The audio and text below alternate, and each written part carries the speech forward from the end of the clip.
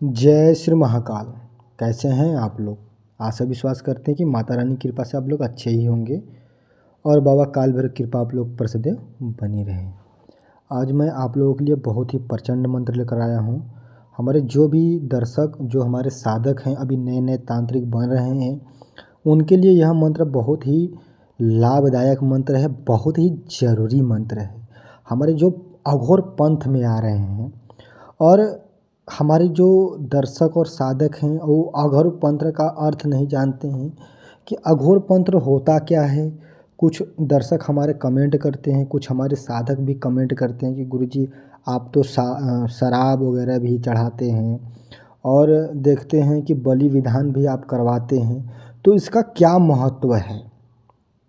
तो मैं आपको एक बात बता देना चाहता हूँ कि देखो, जितनी भी शमशानी क्रियाएं होती है वो एक अघोर पंथ के द्वारा ही होता है। और जिसका यह अर्थ होता है कि अघोर का मतलब क्या होता है? अंधकार। ठीक है, अघोर का मतलब होता है अंधकार। ठीक है, यानी कि अंधकार, यानी हमारे जीवन में जो अंधकार रूपी जीवन है, ठीक है, उसको हमको ब्रह्म की तरफ लगाना, यानी ब्रह्म यानी भगवान की तरफ लगाना। ठीक है, यानी हमें मतलब संन्यास ले लेना है, जो कि समझ लो ये अघोर पंथ होता है। जिसकी वजह से कि हम अपने पंथ में अपने भगवान की तरफ, अपने देव की तरफ, अपने इष्ट की तरफ हम एकदम लीन हो जाते हैं और हमको दुनिया से कोई मतलब नहीं होता है। हमें वैराग्य चढ़ जाता है, यानी भगवान का एक ऐसा हमको नशा हो जाता है कि हमको बस सिर्फ प्रभु चाहिए तो चाहिए, हमको प्रभु का दर्शन ही चाहिए तो चाहिए। और दुनिया के जितने भी मोह माया होते हैं, घर परिवार रिश्ता जितना होता है, हम लोग त्याग कर सिर्फ शमशान में रहना ही पसंद करते हैं। ठीक है, तो वह लोग होते हैं अघोरी। और आज मैं वही अघोर मंत्र मैं आप लोगों को देने वाला हूँ कि जो भी दर्शक अगर अघोर पंथ से जुड़ना चाहता है, अघोरी बनना चाहता है, तो अघोरी मंत्र क्या होता है और अघोरी मंत्र का क्या ताकत होता है। जिन जिन व्यक्तियों को दर्शन नहीं हुआ है शक्तियों का, जो कहते हैं ना कि हमने 3 साल से 4 साल से 5 साल से जपा हूँ मंत्रों का, हमें कोई लाभ नहीं हुआ है, शक्तियाँ अनुभव नहीं दे रही हैं, शक्तियाँ हमको दिखाई नहीं दे रही है, हमको सुनाई नहीं दे रही हैं, देख विद्या हमारा सही से नहीं है, शक्तियाँ समझ में नहीं आती हैं, अनुभव होता है लेकिन हमको कुछ समझ में नहीं आता है। तो उन लोगों के लिए मैं बता देना चाहता हूँ, आज मैं इसलिए मैं दे रहा हूँ यह मंत्र, ताकि हमारे एक दर्शक हमें डायरेक्टली कॉल करके यह मंत्र मांग रहे थे, लेकिन हमने कहा कि मैं यह मंत्र मैं जन कल्याण के लिए सभी लोगों को देना चाहता हूं, ताकि कि हमारे जितने भी दर्शक हैं और हमारे जितने भी साधक हैं, यह मंत्रों का वह काफ़ी ज़्यादा जो कि लाभ उठाएं अपने जीवन में, जिसकी वजह से वह तंत्र मंत्र के क्षेत्र में बहुत ही आगे चले जाएं। क्योंकि मैं और जितने लोग शमशान के रिलेटिव पूजा पाठ करते हैं वो भगवान शिव का ही पूजा पाठ करते हैं। क्योंकि इसका कारण क्या है वो भी मैं आपको बता देना चाहता हूँ कि भगवान, अभी कुछ लोग कहते हैं कि भगवान शिव भभूति क्यों लगाते हैं, तो भभूति लगाने का कारण क्या है यह कोई भी बात नहीं बता सकता है। आप किसी भी व्यक्ति से पूछोगे ना, किसी साधक से भी पूछोगे, कोई भी साधक से पूछ कर भी देख लेना, ठीक है। लेकिन मैं जो आपको बात बता रहा हूँ कि भगवान शिव शमशान में जो भभूति होता है वो क्यों लगाते हैं, यह आप लोगों को पता भी नहीं होगा। लेकिन मैं आप लोगों को बता देना चाहता हूँ कि देखो, ताकि कि आप लोगों को जानकारी हो। लेकिन आप लोग एक बार ज़रूर पूछना, बड़े से बड़े महात्माओं से भी पूछ लेना कि शंकर भगवान जब शमशान में बैठते थे तो वह मसान के राख को अपने माथे पर और अपने पूरे शरीर में भस्मी क्यों रमाते थे, उसका कारण क्या है, उसके पीछे कारण क्या है, यह कोई तांत्रिक नहीं बता सकता है।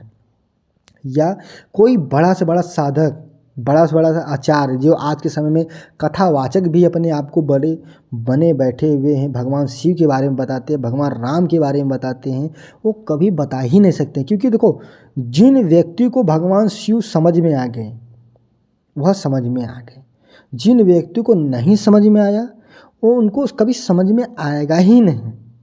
क्योंकि भभूत का पीछे का कारण क्या है आज मैं आपको बताता हूँ। देखो, भगवान शिव के दिल में कौन बसे हैं? राम।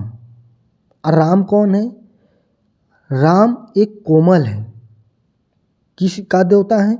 कोमलता के देवता हैं, ठीक है। और शिव, अब इसका शिव यानी रामेश्वरम, मतलब रामेश्वरम का अर्थ क्या होता है जानते हो? राम अलग, राम प्लस स्वर मतलब रामेश्वर, ठीक है। ये इसमें देखो संधि आएगा जो कि समझ लो, लेकिन आप लोग समझ सकते हो रामेश्वरम।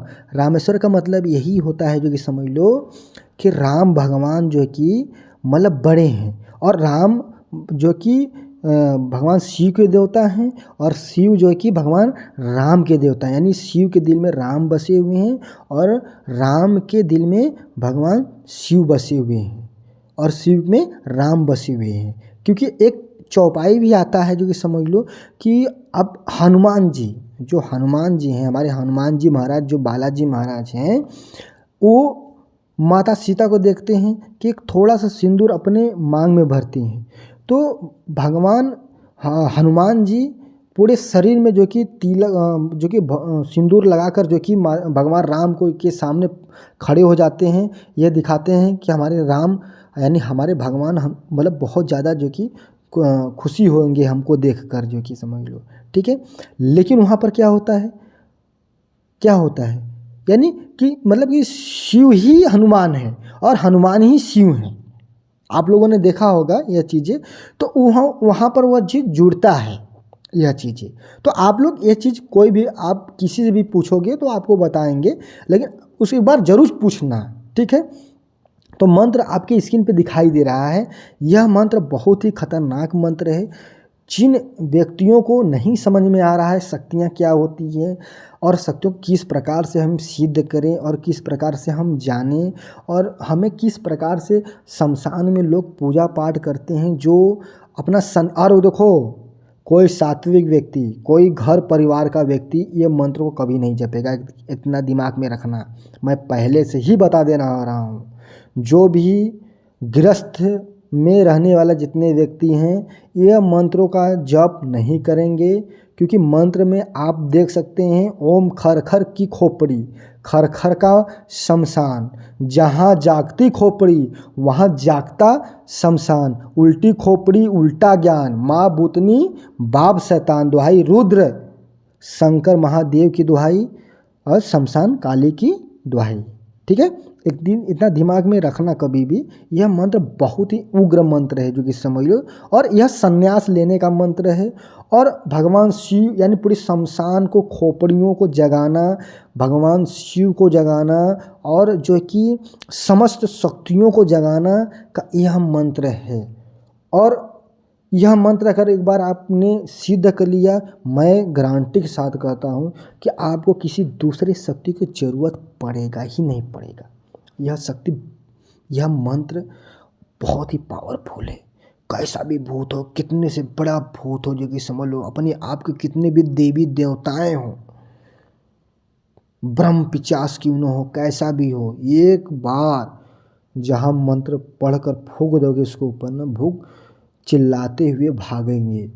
उनका पता नहीं चलेगा, पतर की गली से भाग जाएंगे, उनको पता नहीं चलेगा कि साला वो जाना कहाँ है। इतनी ताकत है। लेकिन इस मंत्र में अगर आप इस मंत्र को आप शमशान में ही सिर्फ सिद्ध कर सकते हो, वरना कहीं पर भी नहीं सिद्ध कर सकते हो। और इस मंत्र को सिद्ध करने का तरीका एक ही चीज़ है, आपको संन्यास लेना पड़ेगा, ठीक है। आपको घर परिवार, लड़की लड़का यानी आपको जो बेटा बेटी है सबको त्यागना पड़ेगा, तभी इस मंत्र को आप सिद्ध कर सकते हो। और इस मंत्र से आपको भगवान शिव का प्रत्यक्ष दर्शन होगा, माँ काली का दर्शन आपको प्रत्यक्ष होगा, कई ऐसे खोपड़ियों का दर्शन होगा, कई ऐसे शक्तियों का दर्शन होगा, माँ गंगा का दर्शन इसमें होगा, जो कि समझ लो, ठीक है। आपको मतलब कहा जाता है जो कि समझ लो आपको ब्रह्म ज्ञान हो जाएगा, ठीक है। आप पूरे इस पृथ्वी का ब्रह्म ज्ञान आपको प्राप्त हो जाएगा, और आप किसी भी हालात में जो कि आप बहुत ही शक्तिशाली जो कि बन जाएंगे, जिसकी वजह से कि आप दुनिया को अपने कब्जे में भी कर सकते हो इस मंत्रों के द्वारा। कैसा भी वशीकरण, मारण, उच्चाटन, विद्वेष, आकर्षण, वशीकरण, षष्ठकर्म की सभी कार्य आप इस मंत्रों के द्वारा कर सकते हो। लेकिन यह मंत्र मैं जो आपको दे रहा हूँ, और हमारे चैनल को जो सब्सक्राइब नहीं किया है तो सबसे पहले हमारे चैनल को सब्सक्राइब करें, लाइक करें और कमेंट करें और शेयर करें। फिर हम आपसे मिलेंगे, तब तक के लिए जय श्री महाकाल।